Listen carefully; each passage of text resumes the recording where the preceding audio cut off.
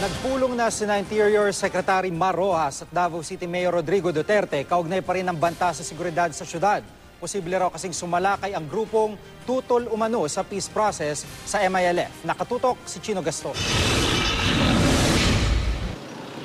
Mahigpit na seguridad pa rin ang ipinatutupad ng Task Force Davao sa harap ng sinasabing banta na mismong si Pangulong Aquino pa ang nagsabi kay Davao City Mayor Rodrigo Duterte. Nagkalat ang mga checkpoints sa lugar papasok ng lungsod. Isa-isang iniinspeksyon ng mga sasakyan at tinitingnan ang mga kargamento. Ang ilang pasahero pa ng mga pampublikong sasakyan, pinabababa pa. Sa kabila ng paghihigpit sa seguridad, wala namang nagbago sa kilos ng mga taga Davao City. May mga turista pang namamasyal, bukas din ang mga restaurant at lahat nagimikan.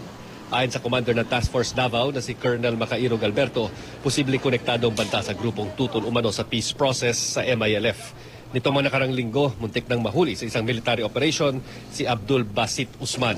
Sinasabing si Usman ang isang master bomb maker ng Jemaah Islamiyah at namamalagi umano sa Central Mindanao. Ayon sa impormasyong nakuha ng intelligence assets ng militar at pulis, may tema raw ang impormasyon ng paghihiganti. Consider namin na something to act immediately because something happened in other parts of Mindanao.